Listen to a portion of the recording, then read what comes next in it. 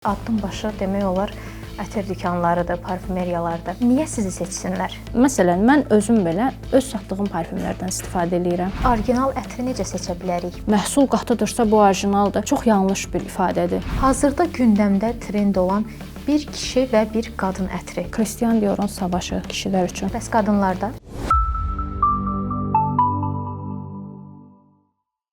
Xoş gəlmisiniz Türkan xanım. Xoş gəldin. Bilməyənlər üçün qeyd edeyim ki, Türkan xanım məşhur Şans Parfum markasının qurucusudur. Nədən sonra ətriyyatçı olmaq qərarı aldınız?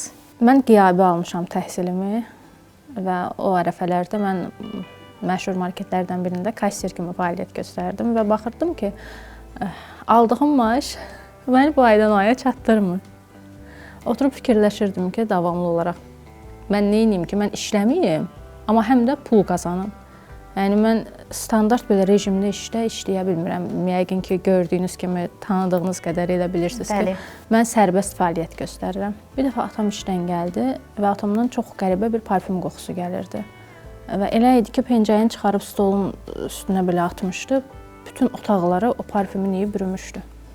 Məsələn, mamam gəldi, biraz qısqanclıq zəminində soruşdu ki, bu parfüm səndə hardandır da? Nə əcəb, niyə belə tünd?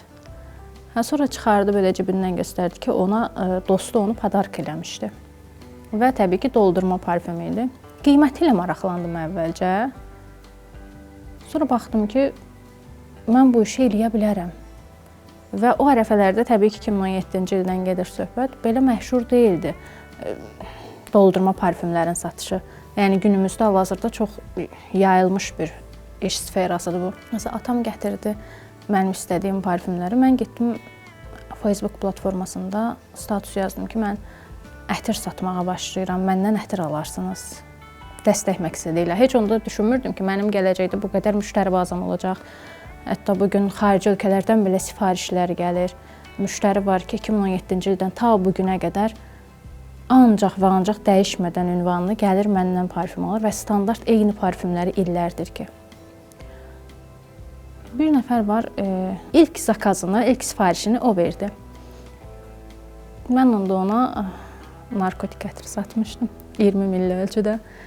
Gəldi, mən ona təhvil verdim və qayıtdı mənə dedi ki, mən sənin üçün müştəri bazası yığacam. Dedim, necə? Dedi ki, məndə izləyici kütləsi çoxdur, mən bu barədə paylaşım edəcəm, sənin müştəri bazan çoxalacaq. İnanmadım, dedim, statusuna necə çoxala bilər ki? Və həmin şəxs getdi, həmin parfümün şəklini paylaşdı öz profilində, Instagramda, Facebookda.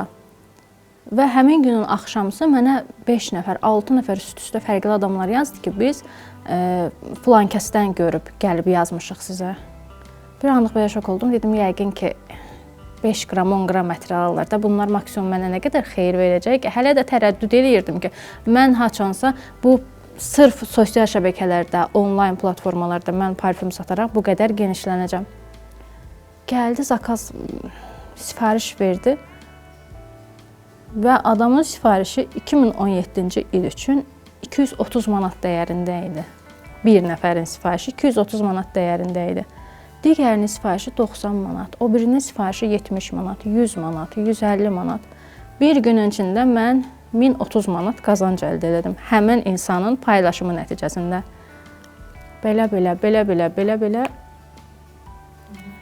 Bugün artıq demək olar ki, dəqiq sayla desəm, mənim rahat 2000 nəfər müştəri bazam var və hər ay periodik olaraq məndən alış-veriş edirlər. Ətirlərinizi hardan sifariş edib gətirirsiniz? Hazırlanmanı birbaşa sadəcə özüm edirəm. Başqa kömək üçün falan yoxdur. Məhsullar isə Fransa, İtaliya, İsveçrə olaraq, yəni ölkə üzrə dəyişir. Təbii ki, bildiyiniz kimi bugün çox adam yağ, ətir satışı ilə məşğuldur və burada kiminsə satışını zəiflətmək məqsədi ilə demirəm bunu və gördüyünüz kimi ad belə çəkmirəm. Sadəcə olaraq qablaşdırma ətirlərin, yəni orijinal qutu ətirlərin orijinalı və poddelkası olduğu kimi yağların da orijinalı və poddelkası var ki, məsələn, Çin istehsalı ətir yağları birbaşa sintetika kimi səslənir. Yəni onun qalıcılığı da elə çox olmayacaq və dəriyə püskürdülən zaman görəcəksiniz ki, allergik təsirlər başlayır, köynəkdə ləkəsi qalır. Bəli, onu da soruşacaqdım, çünki indi addım başı demək olar ətir dükanlarıdır, parfümeriyalardır. Niyə sizi seçsinlər? Məsələn, mən özüm belə öz satdığım parfümlərdən istifadə edirəm. Adını bilmək olar?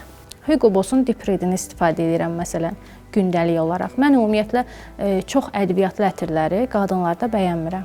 Kişilərdə sərin parfümləri, yəni yüngül, şəffaf qoxuları bəyənmirəm. Qadınlarda isə ədviyyatlı ətirləri bəyənmirəm. Hazırda gündəmdə trend olan bir kişi və bir qadın ətri deməyinizi istəyəcəm sizdən. Christian Dior'un Savaşı kişilər üçün çox məşhurdur, həddən artıq məşhurdur və artıq demək olar ki, insan yorulur o iyi. Hər gün o iyi ilə tanış olmaqdan insan yorulur. Bəs qadınlarda? Qadınlarda daha çox məşhurdur bu dəqiqə Maybey ətri. Orijinal ətri necə seçə bilərik? Burada söhbət doldurulma ətirdən gedir, yoxsa? Hər ikisindən açığı, çünki qapalı orijinal ətirlər kifayət qədər çox baha olur. Bəli, çox İnsan var ki, olur. məsələn 300 manat, 400 manat, 500 manat ətrə pul verir, amma 50 manatlıq ətir ondan daha qalıcı olur. Halbuki bunu orijinal adından almışdı. Dediyim kimi, yağ və parfüm suyu ilə əldə olunmuş ətirlər, hansı ki, doldurma parfümlər bu gün günümüzdə çoxdur bunu satanlar və bunun orijinallığını necə vurğulayırlar, göstərirlər. Məsələn, baxın mənim əlimdəki məhsul necə qatıdır. Bunun orijinallığı qatılığından bilinir, rəngindən bilinir. Yəni elə bir şey yoxdur. Bəli, təbii ki, məhsul qatıdırsa bu orijinaldır. Çox yanlış bir ifadədir. Əslində necə olmalıdır bəs? Doldurulma parfümü tutaq ki, çalxalayırsınız əlinizin altında. Yəni siz mütəxəssis deyilsiniz, siz sadəcə olaraq müştərisiniz, getmisiniz məhsul seçməyə. Parfümü çalxalayırsınız və çalxaladıqda hiss edirsiniz ki, orada bir bulanıqlaşma gedir. Burada doldurulma parfümündən gedir söhbət. Bir bulanıqlaşma gedir. Baxırsınız avtomatik ki, rəngi sanki bulandı. Elə bil ki, mən sizə nə yediyim, yoğurt yediyimiz tutaq ki, qaşığı bir dənə suyun içərisinə salırıq, su necə bulanır? Parfümü də eləcə çalxalayırsınız. Bu rəngli parfüm ola bilər, şəffaf ola bilər. Əgər bulanırsa, deməli o yağ sintetikdir və onun tərkibindəki parfüm suyu adı ilə qatılan vasitə sırf spirtdir. Yəni günümüzdə istifadə etdiyimiz tibbi spirt. Yəni alarkən qiymətinə xeyr, qiymətinə aldanmaq olmaz. Məsələn, burada açıq-aşkar özümdən danışıram deyə qiymət də deyəcəm. Məndə məhsul var ki, tutaq ki, 30 milli həcmdə olan məhsul 25 manatdır. İndi gəlib buna çoxu deyəcək ki, bu nə olacaq ki, 25 manatlıq parfüm. Mən satıcıyam və mən o məhsulu sizin bilgisizliyinizdən istifadə edib, o məhsulu 70 manata da sizə təklif edə bilərəm. Və təbii ki, sizin o qədər də geniş bilginiz yoxdur və siz onu gəlib alacaqsınız da. Məqalələr dərc olunur ki, qram ətirlər zərərlidir, ziyanlıdır. Siz necə hesab edirsiniz? Zərərli və ziyanlı xeyr elə bir şey yoxdur. Təbii ki, köynəyə istifadə edəcəksinizsə, burada hansı zərərdən söhbət gedə bilər, lap ən aşağı keyfiyyətli məhsul olsa belə. Burada sadəcə tək sizi incidən məqam köynəkdə ləkənin qalması olacaq. Təbii ki, əgər məhsulu sırf köynəyə istifadə edirsinizsə, əgər birbaşa dəriyə istifadə edirsinizsə, təbii ki, sintetik məhsulları, spirtlə qarışmış məhsulu dəriyə püskürtmək olmaz. Parfümerlər məsələn heç nəyə əsaslanmadan bəzən hər ətrin özünə uyğun tutalım 40 qram parfüm suyu olsun, məsələn 60 qram yağ olsun və yaxud da bəzi parfümerlər iddia edirlər ki, yox, bunun bir qaydası var, ancaq 50-50 olmalıdır. Siz necə hesab edirsiniz? Müştəriyə necə qalıcı və eyni zamanda da keyfiyyətli ətri təqdim etməlidirlər? Ümumiyyətlə bu günümüzdə parfüm satanların 99% özünü parfümer adlandırır. Təbii ki, parfümerin çoxsu nə demək olduğunu belə bilmir. Yəni parfümer beynəlxalq sferada yeni bir parfümü ərsəyə gətirib və onun satışını çox qəşəng bir şəkildə həyata keçirən bir şəxsi deyilir. Mən məsələn özümə parfümer demərəm heç vaxt. Çünki mən dediyim kimi yeni bir parfüm ərsəyə gətirə bilmişəm. Amma mən onu beynəlxalq aləmdə təqdimatını etməmişəm axı. Mən nə dərəcədə parfümer ola bilərəm ki? Qarşıdan yaz yay ayları gəlir. Çox istəyərdim ki, bir 2-3 qadın ətri və 2-3 də kişi ətri məsləhət biləsiniz bizim izləyicilərə. Daha çiçəkli ətirlər qadınlara məsləhət görürəm, daha meyvəli ətirlər, yəni yaşlarına uyğun ətirlər. Məsələn, 20-25 yaşlı bir xanıma heç vaxt məsləhət görmərəm ki, Carolina Herrera'nın gedib Good Girl-ını istifadə eləsin, Baccarat'ın rujunu istifadə eləsin. Öz yaşına uyğun ətirlər, adını qeyd etdiyim Dior Addict ola bilər. Yenə mənim vazkeçilməzim və çox sevdiyim Hugo Boss'un Dipré-də ola bilər. Victoria's Secret-in Bombshell-inin intensini çox məsləhət görürəm. Məsələn, xanımlara, baxmayaraq ki, Victoria's Secret-in Bombshell çox məşhurdur və çox artıq yorucu bir qoxuya çevrilib, amma intensi olduqca çox qəşəng qoxudur. Antonio Banderas'ın Golden Secret-ini qadınlara məsləhət görə bilərəm. Təbii ki, sizin yaşlı xanımlara o da çox cəlbedici bir qoxudur və qeyri-məşhur ətirlərdən biridir. Yəni yayılmış ətir deyil. Kişilərə isə ilin bütün fəsillərində mən təbii ki, bu da kişilərin duruşundan asılı olaraq dəyişir. Daha çox ədviyyatlı ətirlər məsləhət görürəm. Məsələn, Memo Paris'in Afrikan Lezer'ını çox məsləhət görürəm. Maseran Red tabakını çox məsləhət görürəm.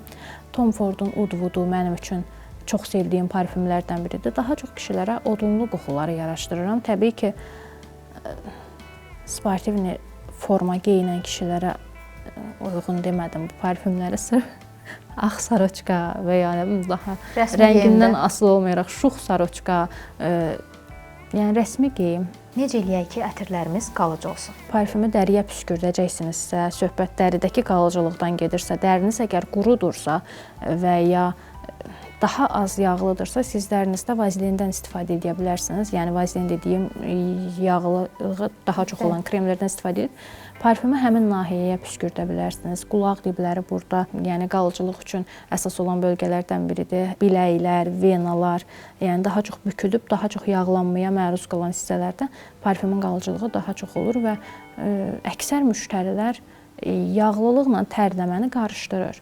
Çox müştəri deyir ki, mən də tərləyirəm də, tərlə bərabər axıb gedir parfümün qoxusu. Necə qala bilər ki?